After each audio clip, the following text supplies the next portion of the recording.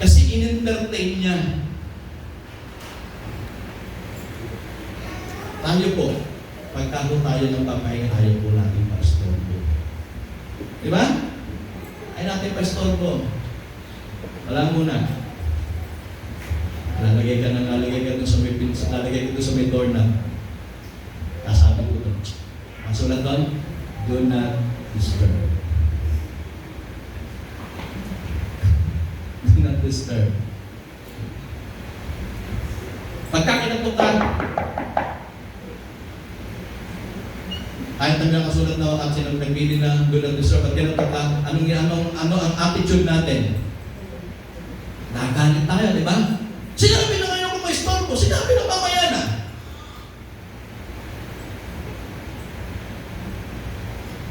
Nagpapahing ako. Diba? Yan po ang pero, ang Panginoong Jesucristo ay nagpahayag na kahit doon sa panahon ng kanyang pagpapahinga, kapag ka mayroong lumalapit, kapag kami nagnanais na lumulog sa Kanya, ay pinahihintulutan niya at hinahayaan niya na lumapit sa Kanya.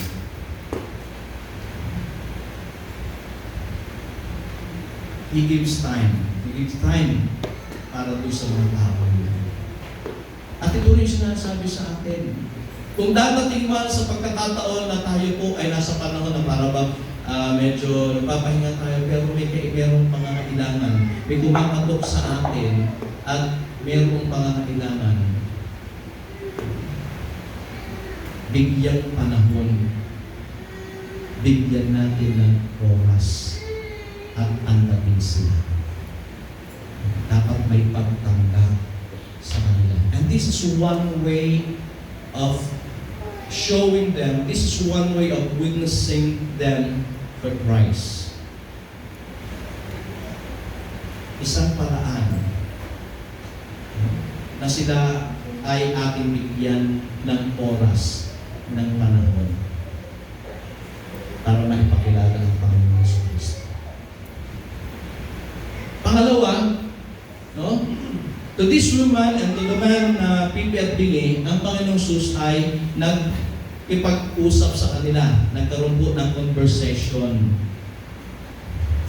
Doon sa babae, sinabi niya itong mga ganung bagay. Doon sa lalaki, no? Inano niya, no? Yung sa conversation nila ay ipinahayag na meron siyang damdamin para sa kanila. And of course, doon sa conversation is not the thing na tayo yung lagi nagsasalita. Kundi, doon sa conversation, it is more on us to listen doon sa mga sinasabi ng mga tao ito na may pangangailangan.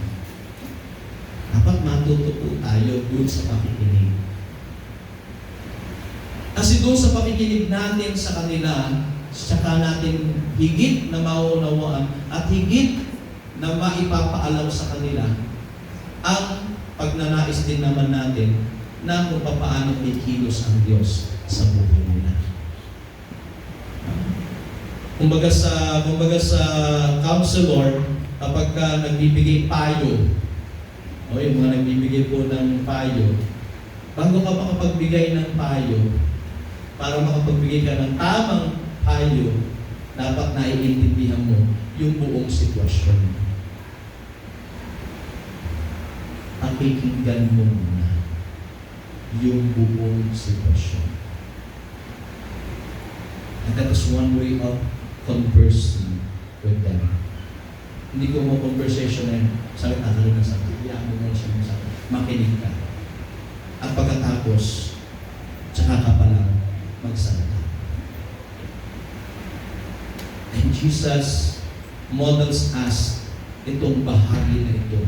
Hinayaan niya at inalam niya yung lahat ng bagay doon sa problema ng ito bago siya tumilos. Bago siya nagpahayag. bago niya ginawa yung kanyang gawain. And of course, sabi doon, it is not just conversing with them, but the third is, Jesus meet their needs.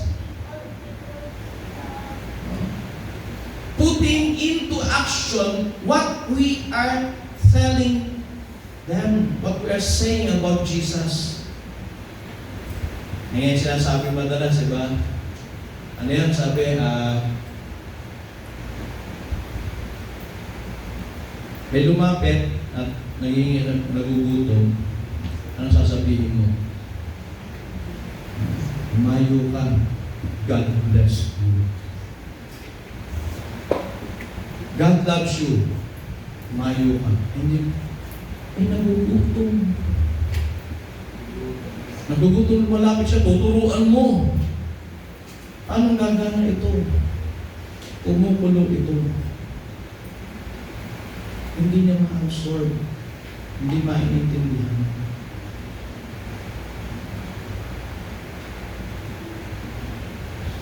So, ano gagawin? You meet the needs. What is the need? Stomach. Yung sikmura.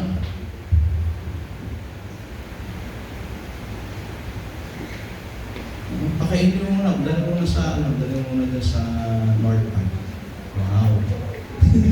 Sa North Park. Dali mo muna sa Sanjo. Saan ba? So, saan? Hindi. Wala. Hindi. Then after, hindi ka pa nag at alam niyang kaya ka Kristiyano ha.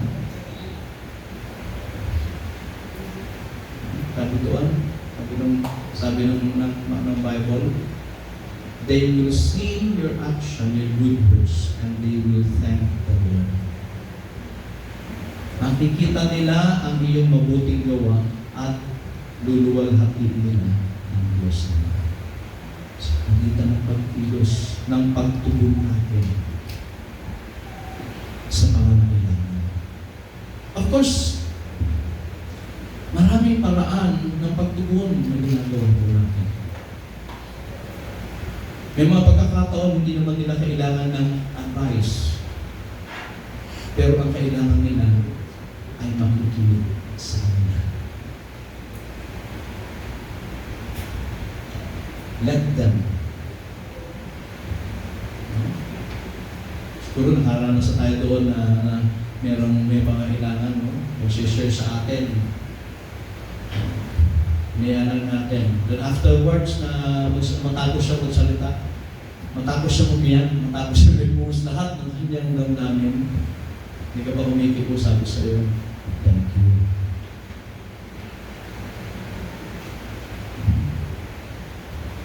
Thank you. Dahil sa umitan mo, naranasan ko, mahal ako ni Jesus. Wow! Hindi pa ako nasasabing mahal ko ni Jesus. Pero naranasan niya ang pagmamahal ng Diyos sa pamamagitan mo na nag-offer ng iyong pakikinig, ng iyong kainan, ng iyong atensyon sa kanyang pangangailangan.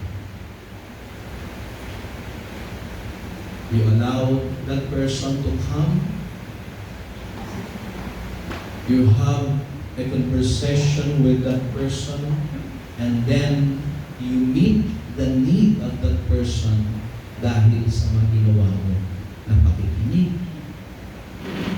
at pagbibigay atensyon sa kanya. At sa ibang paraan, sa ibang bagay, of course, yung mga action, yung mga practical na pagkilos natin na kung saan ay merong mga material na pangangailangan, hindi man natin po ibibigay yung lahat ng kailangan, pero nakapagbibigay po tayo, nakapag-aabot po tayo ng tulong.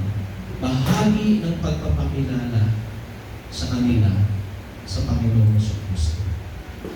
Of course, meron ding panahon na kung saan pinakailangan po natin direkta na sasabihin ang tungkol sa Panginoong Kristo, sa kanyang pag-ibig, sa kanyang pagliligtas na ginagawa.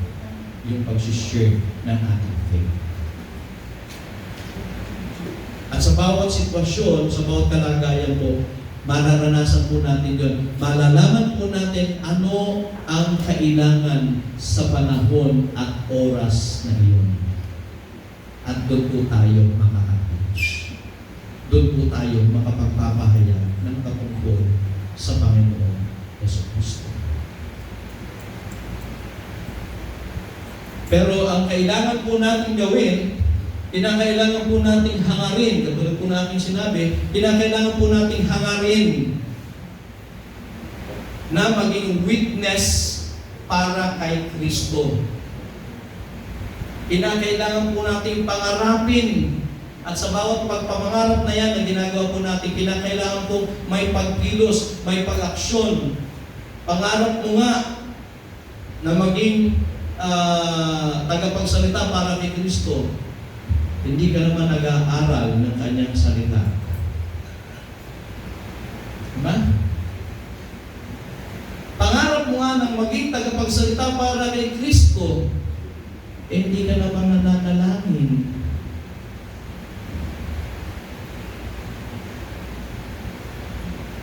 Pangarap mo na maging tagapagsalita at pag-anyaya sa gawain, ikaw mismo on and off sa gawain.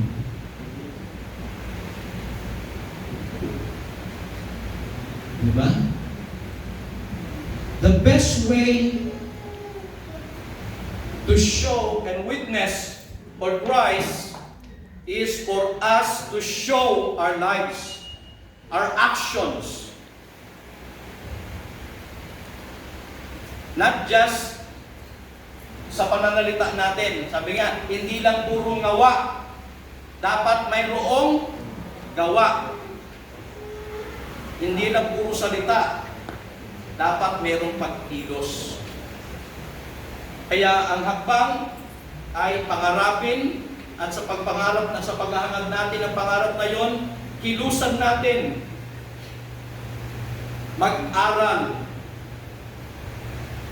At sikapin na magampanan ang bawat bahagi ng tungkulin natin bilang isang mabuting Kristiyano. Para makapag-share po tayo. Kasi kung hindi, kahit na pupuntahan ka ng nakaulit sa simbahan, hindi mangyayari na meron kang mababahagi.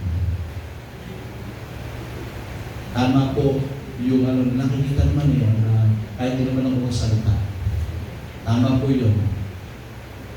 Sabi naman sa sabi natin, action speaks louder than words.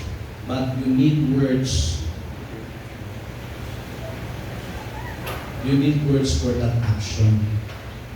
You need also words para mas maintindihan at maipakilala yung kilos kung bakit ganyan ka kumikilos. Bakit ganyan ka sa buhay na ito? Bakit ang bait-bait mo? Bakit napakagalang mo? Bakit ganito? Kasi sasabihin mo na, ipapaliwanag mo, sasabihin mo sa kanya.